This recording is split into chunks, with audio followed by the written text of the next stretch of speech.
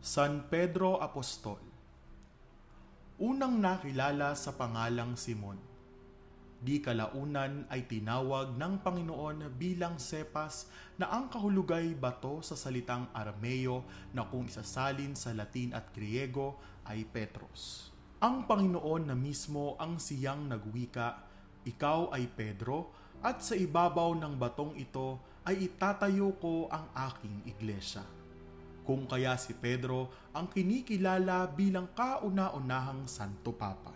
Ayon sa tradisyon, siya ay pinako sa patiwarik na krus at ang pinaglibingan naman sa kaniya ang siya na ngayong kinatitirikan ng basilika sa lungsod ng Vatican sa Roma. Laging una sa hanay ng prosesyon tuwing mga mahal na araw. Dahil bukod sa siya ang pangunahing disipulo at apostol, ang tangan niyang mga susi